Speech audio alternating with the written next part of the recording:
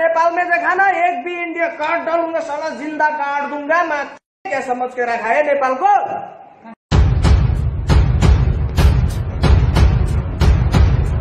पाकिस्तानी और Indian media बात कर रहा है कि इस टाइम पे नेपाल आर्मी ने काला पानी के अंदर कब्जा कर लिया है और कब्जे के बाद जो भी इंडियन मौजूद थे उसको नेपाल आर्मी ने अरेस्ट कर लिया है और साथ में इंडियन जगहों पे भी कब्जा कर लिया है। इंडियन मीडिया का कहना है कि भाई नेपाल आर्मी जो है वो इंडिया में घुस चुकी है और घुसने के बाद उन्होंने बहुत सारे इलाकों के ऊपर कब्जा किया है और लोगों को यरगमाल बनाने के बाद उनको अरेस्ट कर लिया है। आइए रिपोर्ट देखते हैं, फिर आपके साथ इस बारे में बात करते हैं। नेपाल में देखा ना, एक भी इंडिया काट डालूंगा साला, जिंदा काट दूंगा मैं। क्या समझ के रखा है नेपाल को?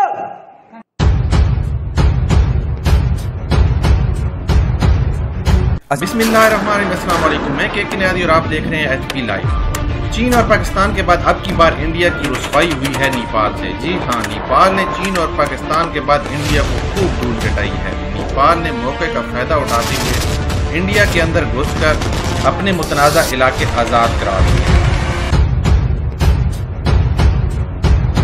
नेपाल आर्मी ने रात 3 बजे काला पानी, लीपू लेक और लेम्पादोरा पर भरपूर हमला किया, जिससे इलाके में मौजूद भारतीय पुलिस भाग खड़ी हुई। कुछ किसान जो वहां से जाने से इनकार कर रहे थे, उनमें से भी कुछ को गोली किया। नेपाली फौज ने इन इलाकों पर कब्जा कर लिया और पीछे हटने से साफ इनकार कर दिया। भारतीय मीडिया खुद इस बारे में क्या कह रहा है वो अपने कानों से सुन लें।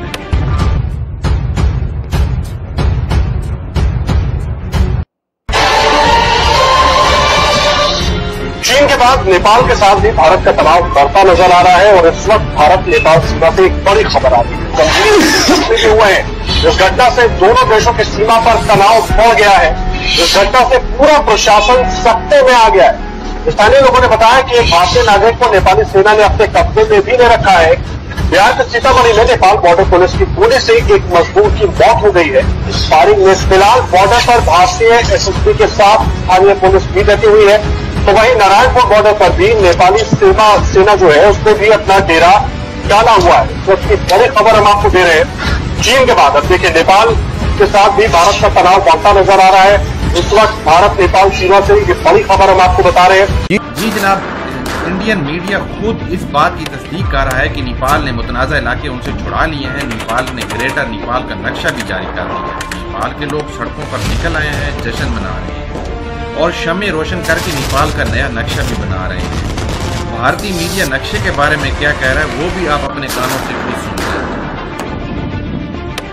बड़ी खबर आ रही है। भारत नेपाल के बीच चल रहे तनाव से जुड़ी खबर है। सूत्रों के मुताबिक भारत ने नेपाली संसद से पास हुए नए नक्शे को खारिज कर दिया है। नेपाल ने आज संसद से संविधान संशोधन बिल पास करवा लिया, जिसमें लीपू लेक, काला पानी और लेम्पादोरा को अपना हिस्सा बताया है। आइए हम आपको सीधे ले चलते अपने सहयोगी प्रणय उपाध्याय के।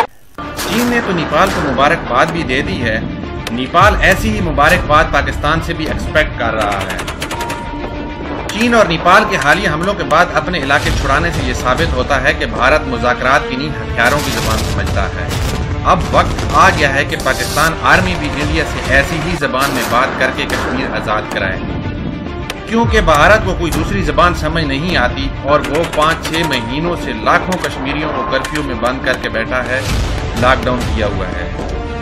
याद रहे कि मुशर्रफ ने ऐसी ही पॉलिसी पर अमल करते हुए कारगिल में भारत को नाकों चने चबवाए थे और वो वक्त करीब था कि कश्मीर आज़ाद हो जाता। लेकिन उस वक्त के गद्दार वज़ीर-ए-आज़म नवाज शरीफ अमेरिका चले गए और अमेरिका के कहने पर वापस आकर सीज़ फायर करा दिया और सीज़ फायर के बाद पाकिस्तानी फ़ौजों को वहाँ से वापस आना पड़ा। जब पाकिस्तानी फ़ौजें अगले महाज से वापस आ रही थी तो उसमें सैकड़ों पाकिस्तानियों ने जामे शहादत नोश किया।